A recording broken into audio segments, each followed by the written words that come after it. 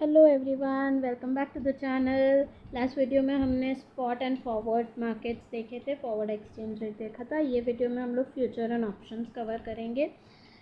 Futures almost similar होता है forward से, लेकिन कुछ डिफरेंसेस होते हैं, तो हम वो कवर करेंगे। एंड देन ऑप्शंस हम समझेंगे। An individual firm or bank can also purchase or sell forward exchange futures and options. Trading in foreign exchange futures was initiated in 1972 by IIM, that is International Monetary Market of Chicago Mercantile Exchange. तो कब start हुआ futures में? 1972 में। ये कुछ facts है, आप learn कर सकते हो IIM के through of IIM of Chicago mercantile exchange. अब फ्यूचर्स होता क्या है? फ्यूचर्स फॉरवर्ड की तरह ही है, लेकिन foreign exchange future is forward contract. देखो, फॉरवर्ड की तरह ही है तो फॉरवर्ड कॉन्ट्रैक्ट ही है फॉर स्टैंडर्डाइज्ड करेंसी अमाउंट। ये सिर्फ स्टैंडर्डाइज्ड करेंसीज जो मेंशन है उन्हीं के लिए होता है, और उतना ही अमाउंट भी मेंशन होगा, वही अमाउंट में फॉरेन एक्सचेंज होगा। And selected calendar dates, certain dates हैं जो यहाँ पे मेंशन भी हैं, हम रीड करेंगे, वही डेट्स पे होता है।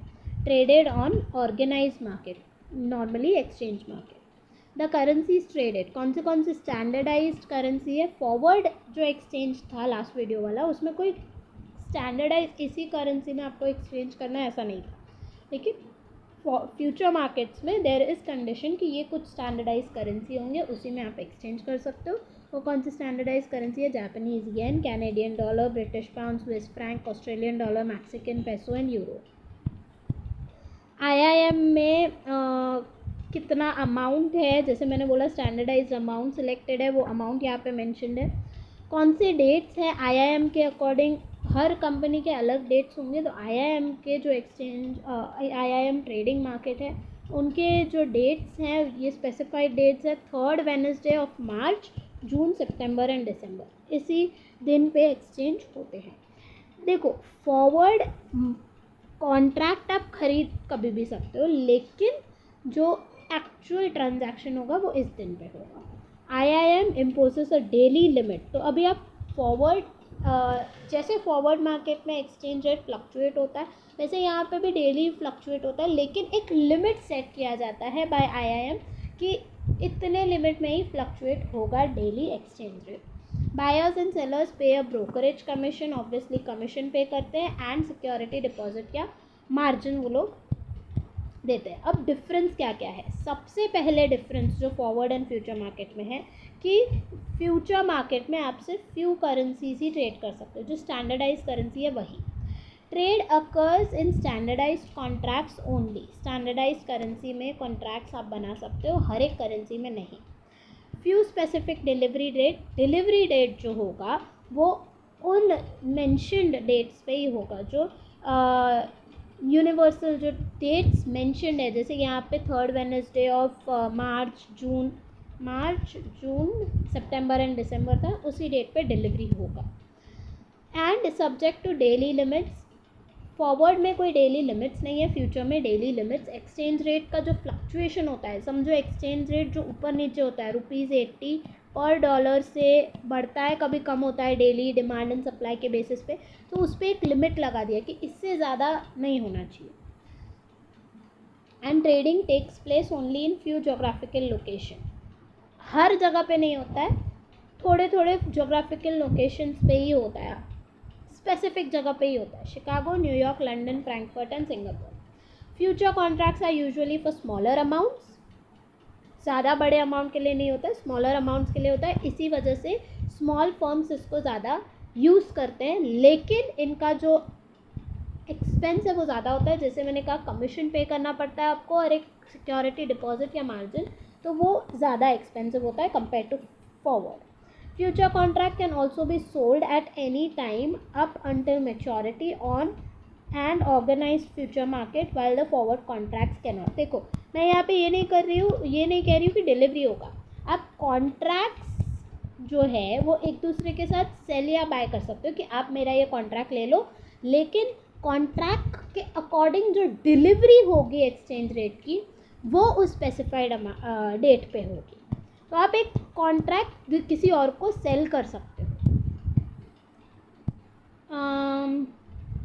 While the market for currency futures is small compared with forward market, it has grown very rapidly in recent years. The two market are connected by arbitrage. दोनों forward and future जो है वो connected है through arbitrage when price differs. अब यहाँ पे थोड़े facts दिए गए हैं यहाँ तक. अब हम ऑप्शंस में आते हैं. लेकिन ऑप्शंस को समझने से पहले मैं आपको ऑप्शंस है ना पहले एक रफ एक्सप्लेनेशन देती हूँ, देन हम लोग वहाँ पे जाके समझेंगे. देखो अभी ऑप्शंस जो होते हैं, ऑप्शंस अगेन एक कॉन्ट्रैक्ट ही होता है, लेकिन ये कॉन्ट्रैक्ट राइट देता है बाय या सेल करने का एक्सचेंज रेट, लेकिन ऑब्लिगेशन नहीं होता. ऑब्लिगेशन क्या होता है कि समझो अभी देखो मैंने एक ड्रेस खरीदा, उस ड्रेस पे मेरा हक है, I have the right on that dress, but whether I should use it और just keep it in my cupboard, उसको मैं यूज़ करूँ, पहनूँ, नहीं पहनूँ, कबर्ड में रख दूँ, वो मुझ पे है. वैसे ही इस कॉन्ट्रैक्ट, ये ऑप्शंस के कॉन्ट्रैक्ट आपको राइट देते हैं. आप आगे चल के उस कॉन्ट्रैक्ट को यूज़ कर सकते हो, आपके पास राइट है, लेकिन कोई ऑब्लिगेशन नहीं है कि आपको यूज़ करना ही करना है. नहीं, आप यूज़ करो, अगर आपको प्रॉफिट दिख रहा है, आपको सही लग रहा है तो यूज़ करो, नहीं लग रहा है तो मत यूज़ करो. अब ये वर्क कैसे करता है तो मैं आपको थोड़ी चीज़ें बता देती हूँ. It is based on underlying currencies के जो एक्सचेंज रेट होता है उस पर बेस्ड है. ऑप्शन बायर को एक प्रीमियम भरना पड़ता है, जो भी ऑप्शंस का कॉन्ट्रैक्ट ले रहा है उनको एक प्रीमियम भरना पड़ता है, which is a cost of buying आप कह सकते हो. प्रीमियम क्या होता है कि आपको ये कॉन्ट्रैक्ट लेने के लिए कुछ तो खर्चा करना पड़ेगा, तो कॉस्ट ऑफ बाइंग वो प्रीमियम अमाउंट होता है. अब दो तरीके के ऑप्शंस होते हैं, एक होता है कॉल ऑप्शन और दूसरा होता है पुट ऑप्शन. अब पुट ऑप्शन और कॉल ऑप्शन में समझाऊँ उसके पहले मैं एक चीज़ आपको समझाती हूँ, ठीक है. कि समझो एक्सचेंज रेट अभी 80 पर डॉलर है. अगर मैं, ये आज का स्पॉट एक्सचेंज रेट है, अगर मैं एक्सपेक्ट कर रही हूँ कि ये आगे चल के ₹85 पर डॉलर हो रहा है, तो यानी मैं एक्सचेंज रेट को लेके बुलिश हूँ. जब मैं एक्सपेक्ट करती हूँ कि एक्सचेंज रेट बढ़ेगा तो आई एम बुलिश. अगर मैं एक्सपेक्ट कर रही हूँ कि ये कम होगा, आगे चल के ये कम होगा, तो I am bearish. I am expecting कि आगे चल के कम होगा, तो आई एम बेरिश. अब इसी पे बेस्ड है call and put option. Bullish कब है? जब I am expecting exchange rate to rise, and bearish कब है? जब एक्सचेंज रेट कम हो. कॉल ऑप्शन क्या देता है? गिव्स द बायर, जो भी कॉन्ट्रैक्ट को खरीद रहा है उस buyer of the contract, right but not obligation to buy. Call किसके लिए? कॉल है बाय करने के लिए. To buy the value of underlying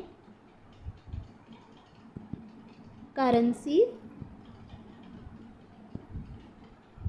expected to rise. यानी आप जब एक्सपेक्ट कर रहे हो कि करेंसी का वैल्यू इंक्रीज होगा, यानी एक्सचेंज रेट का वैल्यू इंक्रीज होगा, यानी आप जब बुलिश हो तब आप कॉल ऑप्शन लेते हो, और इसका उल्टा पुट ऑप्शन हो जाएगा. A contract gives the buyer, आप पुट ऑप्शन जो बाय कर रहा है, the right but not obligation to sell. ये सेल की बात हो रही है. सेल क्या? The currency, the value of currency expected to reduce. जब आप बेरिश हो तब आप क्या करोगे? पुट ऑप्शंस लेंगे. अब मैं आपको, अब जब कॉल ऑप्शन यूज कब होगा मैं आपको वो एक्सप्लेन करती हूँ. तो मैंने इन शॉर्ट आपको क्या एक्सप्लेन किया, जब आप बुलिश हो तब आप कॉल ऑप्शन लोगे, जब आप बेरिश हो तब आप पुट ऑप्शन लोगे.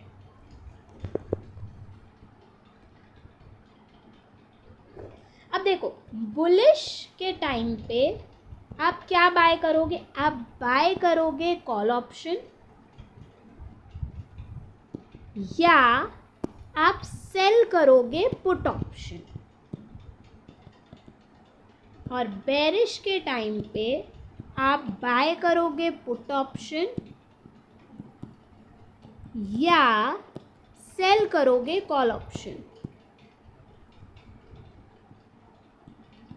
अब ये सारा अभी नहीं समझ में आएगा, लेकिन मैं एक एग्जाम्पल के थ्रू आपको समझा दूंगी तो आपको समझ में आएगा. एक स्ट्राइक प्राइस होता है, एक्सरसाइज प्राइस जिसे हम कहते हैं, तो उसके बेसिस पे ये डिसाइड होता है. अब मैं ये आपको कॉल ऑप्शन के बेसिस पे एक्सप्लेन कर रही हूँ कि कॉल ऑप्शन जब मैं राइट टू बाय जो जिसे हम कहते हैं, कॉल ऑप्शन यानी बाय होता है, पुट ऑप्शन यानी राइट टू सेल होता है. राइट टू बाय यानी मैं वो एक्सचेंज खरीदूंगी, ठीक है. पुट ऑप्शन यानी मैं बेचूंगी, ठीक है. Right to bye.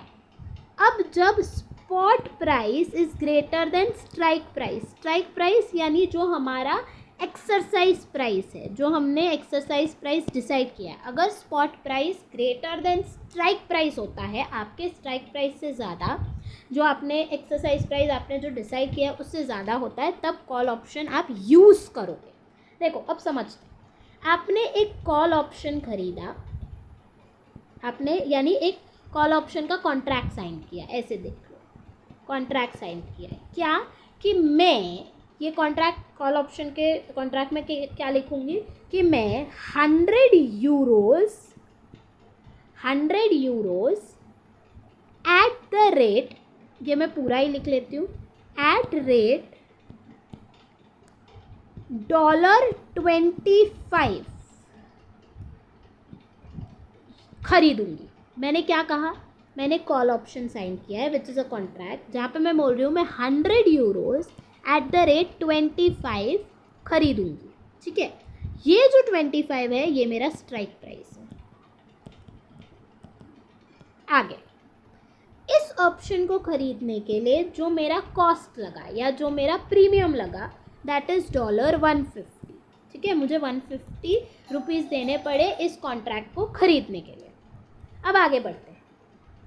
टाइम के बाद जब ये कॉन्ट्रैक्ट एक्सपायर हुआ, एक्सपायरी डेट पे $1 इज इक्वल, सॉरी $1 नहीं, €1 इज इक्वल्स टू $35 हो गया. देखो स्पॉट रेट, मैंने क्या बोला, कॉल ऑप्शन तब खरीदेंगे when you are expecting bullish, यानी एक्सचेंज रेट बढ़ेगा.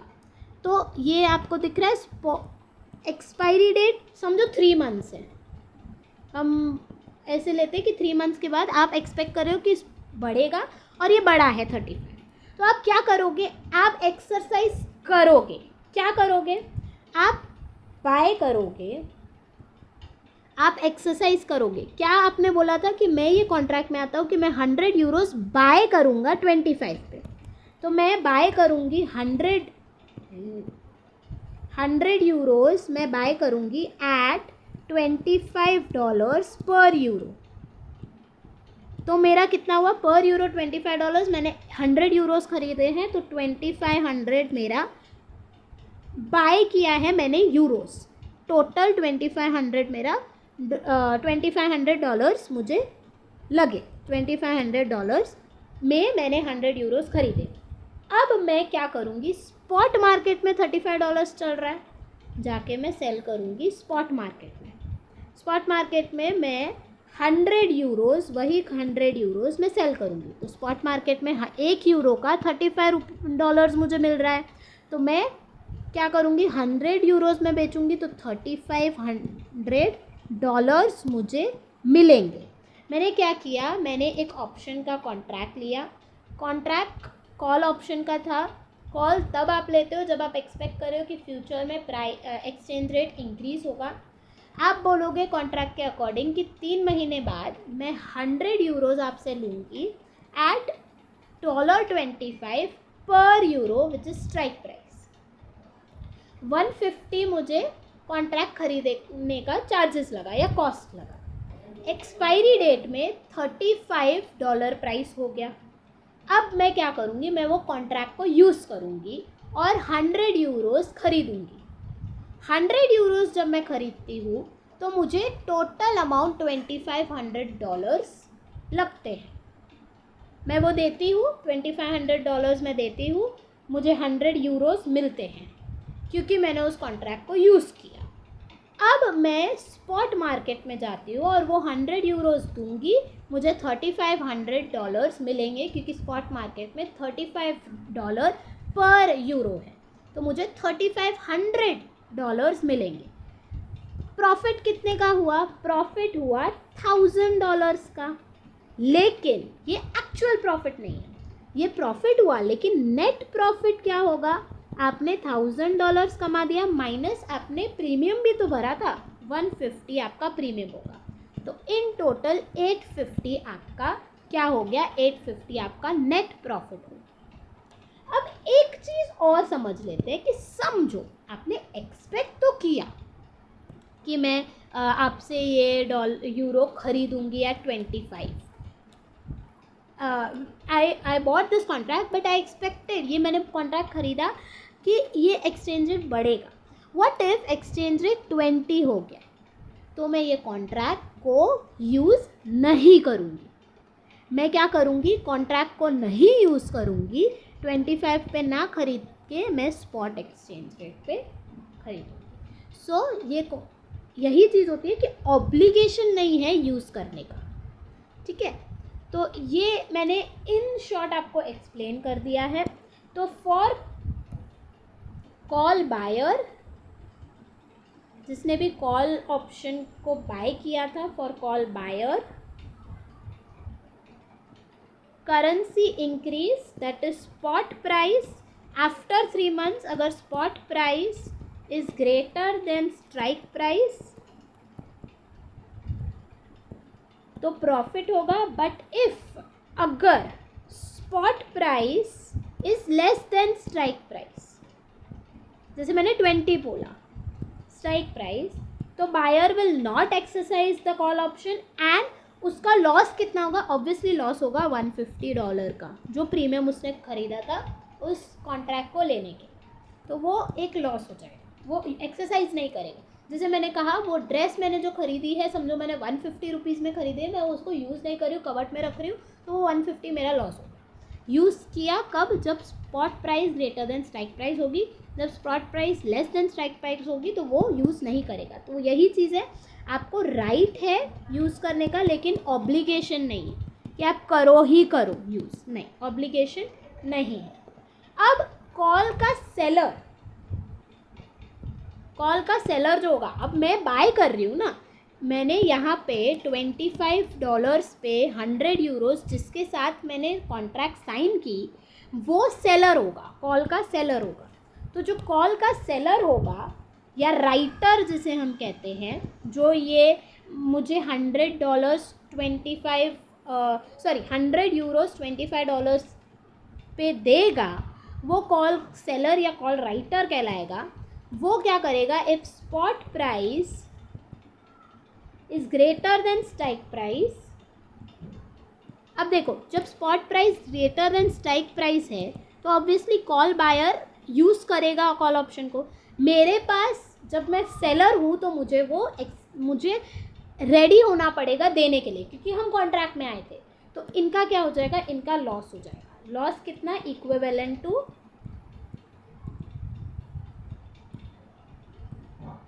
द प्रॉफिट, जितना भी बायर का प्रॉफिट है। लेकिन अगर spot price is less than strike price तो क्या होगा? कॉल बायर जो है वो यूज़ नहीं करेगा। जब वो यूज़ नहीं करेगा तो वो यूज़ ही नहीं कर रहा तो मेरे से कहाँ खरीदेगा? तो मुझे क्या मिलेगा? मुझे सिर्फ जो प्रीमियम है वो अमाउंट मिल जाएगा। तो ये होता है कॉल ऑप्शन। वैसे ही पुट ऑप्शन क्या होता है, पुट ऑप्शन टोटली इसका ऑपोजिट होगा। मैं सेल करने की बात करूँ, वहाँ पे मैंने क्या कहा, मैं 100 यूरोज बाय करूँगी आपसे एट 25। यहाँ पे मैं 100 यूरोज आपको सेल करूँगी एट 25। ठीक है, ये कब होगा, जब मैं बेरिश हूँ। बेरिश हूँ यानी मैं एक्सपेक्ट कर रही हूँ कि बाद में चल के, आगे चल के 1 यूरो एट रुपीज़ 20 हो गया। ये होता है, ये सेल करने की बात हो रही है। तो मैं क्या करूँगी, आगे चल के मैं मार्केट से 100 यूरोस खरीदूँगी। 100 यूरोस खरीदे मतलब मेरा हो गया $2000 खर्चा, और पुट ऑप्शन के तहत मैं उन 100 यूरोस को सेल करूँगी, मुझे $2500 मिल जाएंगे। ये पुट ऑप्शन होगा। तो ये मैंने इन समरी मैंने आपको एक्सप्लेन किया है। पुट ऑप्शन एक बार मैं वापस आपको समझा देती हूँ। ये सेल की चीज़ है कि मैं 100 यूरोज आपको बेचूंगी, और कब मैं पुट ऑप्शन एक्सरसाइज करूँगी, जब मैं बेरिश हूँ। बेरिश यानी जब एक्सचेंज रेट कम होगा तो मैं एक्सरसाइज करूँगी। यानी समझो 100 मैंने स्ट्राइक प्राइस क्या रखा है, स्ट्राइक प्राइस रखा है कि मैं यूरोज़ 100 यूरोज़ आपसे, कॉन्ट्रैक्ट में हम ये कर रहे हैं कि 100 यूरोज़ मैं आपसे लूँगी, 100 यूरोज़ एट $25 पर यूरो। ये मैं आपको सेल करूँगी, खरीदूँगी नहीं, सॉरी, सेल करूँगी। ठीक है, अब स्पॉट में प्राइस हो गया है 1 यूरो इज इक्वल्स टू $20। मैं क्या करूँगी, मैं जाऊँगी स्पॉट मार्केट में। स्पॉट मार्केट में जाके $20 दे के, पर यूरो का $20 दे के 100 यूरोस खरीदूँगी। तो मेरा कितना खर्चा टोटल हुआ, 2000 खर्चा हुआ। ऑब्वियसली एक प्रीमियम भी होगा, 150 रुपीज़ का प्रीमियम, वो ऑब्वियसली होगा ही। उसके अकॉर्डिंग आप नेट प्रॉफिट खुद कैलकुलेट कर सकते हो। मैं सिर्फ आपको समझा रही हूँ कैसे वर्क करता है। $2000 मेरा खर्चा होगा, 100 यूरोज़ मैंने खरीदे, और यही 100 यूरोज़ मैं जाके उस कॉन्ट्रैक्ट को यूज़ करके ये 100 यूरोज़ सेल करूँगी एट 25 पर यूरो प्राइस, एंड अकॉर्डिंगली मुझे कितना मिलेगा, $2500 मुझे मिलेंगे। तो $500 प्रॉफिट होगा, उसमें से आप $150 निकाल सकते हो, तो आपका नेट प्रॉफिट आपको मिल जाए। ठीक है, दिस इज़ ऑप्शंस मार्केट। ये मैंने इन शॉर्ट आपको समझाया है। अब फटाफट से यहाँ पे रीड कर देते हैं। Foreign exchange option is contract given the purchaser, जो भी कॉन्ट्रैक्ट का परचेसर होगा, the right but not the obligation. ये मैंने एक्सप्लेन किया।